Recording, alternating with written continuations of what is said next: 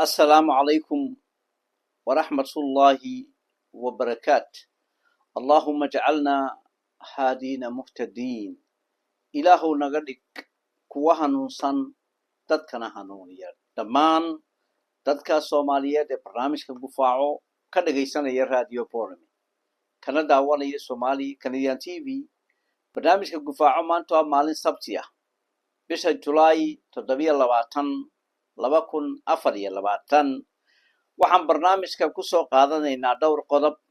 qodobka koowaad waa tacsi ka dhacday gobolka mudug. waxaa kaloo barnaamijka ku soo qaadanaynaa waxa maalin dhaweyd loo sheegay gobolka awdal shir lagu qaban lahaa bisha soo socota bilowgeega magaalada Boorame oo ay qaban lahayd UNDP oo laga joojiyey ayaan barnaamijka ku soo qaadanaynaa. haddaba dadka Soomaaliyeed ee barnaamijka gufaaco ka dhageysanaya radio Boorame kana daawanaya Somali Canadian TV, inna lillahi wa inna ilayhi raaji'uun. kullu nafsun daa'iqatul mawt. halkan waxaan dadka Soomaaliyeed qaraabada ehelka intaba uga diraynaa tacsidii tiiraayada lahayd ee ka dhacday tuulo u dhow Jariban gobolka mudug oo ah Seemaad. waxa lagu dilay maamulihii dugsiga hoose dhexe Ilaahay u naxariistee Xamse Muuse Ducaale oo ka soo jeeda beesha Gadabuursi. waxa dilay nin ka xumaaday maamulka loo dhiibay oo ah deegaankaas. waxa aan ummadda Soomaaliyeed la wadaagaynaa boqolaal qof oo shaqo ka waayay Somaliland oo laga shaqaaleeyay Puntland. waxaan ugu mahadnaqaynaa maamulka Puntland. waxa kaloo halkan la wadaagayaa shacabka Soomaaliyeed cid walba in xiriir soo jireen ka dhaxeeyo Puntland iyo gobolka Awdal. haddaba dadka Soomaaliyeed ee barnaamijka dhageysanaya dilka naxdinta leh oo ahayn arrin ummadda Soomaaliyeed ku cusub dhacdana in ay ku tahay arrin qariib ku ah oo ah arrin uguba oon hore ugu dhicin dadka deegaankaas ka shaqeeya ee ka soo jeeda beesha Gadabuursi. waxa dil naxdin loo geystay Xamse Muuse Ducaale oo ah beesha Gadabuursi oo uu dilay nin xaqdarre ku dilay. waxa halkan laga gaarsiinayaa maamulka Puntland oo loo hayo mahadnaq fara badan iyagoo loogu shukriyayo sida wanaagsan ee ay ardayda jaamacadaha ka soo baxda u siiya shaqaalaha ee ka waayay Somaliland.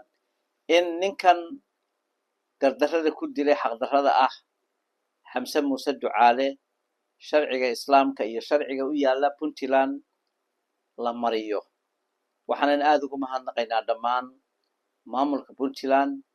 waxa kaloo tacsi tiiraaya halkan uga diraya ehelkii iyo qaraabadii ka baxay Xamse Muuse Ducaale oo beesha Samaroon oo shalay lagu dilay tuulo u dhow Jariban gobolka mudug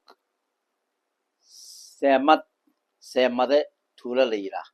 haddaba dadka barnaamijka dhageysanaya waxa maalin dhaweyd loo sheegay gobolka Awdal in laga joojiyo shir ay ku qabsan lahayd UNDP gobolka Awdal magaalada Boorame. ummadda Soomaaliyeed ee barnaamijka dhageysanaysa waxa runtii mudan dadka gobolka Awdal jooga beesha Ciise iyo beesha Gadabuursi inay tashadaan iyadoo aad ogeydeen 1994 markii uu qabsaday Ilaahay u naxariistay Maxamed Xaaji Ibrahim Cigaal. waxyaalihii uu ku sameeyay ka mid ahayd in airportkii magaalada Boorame la xiray, in UNDP doo xafiis ku lahayd laga xiray oo loo wareejiyay Hargeysa, iyo lacagtii doolarada ahaa oo dadkii lagala wareegay oo loo siiyay lacagta waraaqda ee Somaliland. waxa shacabka gobolka Awdal degan beesha Gadabuursi iyo beesha Ciise maanta ay taaganta. waxaad ogtiin maamulka iskii isku magacaabay inuu caqaba ku hayo gobolkan una qabateen dhaqaalana uu ku jiro. waad arkaysaan in aanu dikad lahayn, airport lahayn, arkaysaana in shirkii xitaa UNDP-da si cad ugu diiday Muuse Biixi isagoo ku tilmaamay nabadgelyo darro awgeed waxa shacabka gobolka Awdal u yaala beesha Ciise iyo beesha Gadabuursi inay ka tashadaan ayadooda oo iyagu ku magacawnaadaan gobolkan Awdal State in laga hirgeliyo oo ay labada beelood ee walaalaha ah ee beesha Gadabuursi iyo beesha Ciise gacmaha isqabsadaan kuna dhawaaqaan maamul ka mid ah maamulada Soomaaliya hoostaga dowladda federaalka Soomaaliya waxaad ogtihiin inuu heshiis la galay bishii January sanadkan bilowgeedii dalka Ethiopia isagoo deegaanadaasi ay yihiin deegaano idinku aad degan tihiin aanu inagala tashanin warna laynaga siin waxa mudan inay idin diyaarisaan waxaad ogtihiin heshiiskii inuu dhowaan hirgalayo inaynu aragnay waraaqo kala duwan oo soo baxay oo aad aragteen joornaalo xitaa dalka ka soo baxay Israel arrimaha ku qoran oo cid walba ay ogtahay iyo waraaqay qortay arrimaha dibadda dhowaan shirkii ay wada galeen ay hirgelinayaan heshiiskii in shacabka gobolka Awdal ee beelaha Gadabuursi iyo beelaha degan ay gacmaha isqabsadaan halgankan Awdal State u diyaar garoobaan iyadoo aad arkaysaan deegaankiinii oo la rabo in dhulka Soomaaliyeed la kala gooyo oo la dejiyo base military Ethiopia oo Soomaaliya laga gooyo gobollo ka mid ah iyo in laga gooyo dalka aynu walaalaha nahay ee Jabuuti Soomaaliinteeda kale iyadoo arrintaasina tahay dhacdo naxdin leh ummadda Soomaaliyeed loogu baaqayo arrinta inay ka midoobaan wanigoo tafaktira Xaamud Suldaan Cali Cilmi Suldaan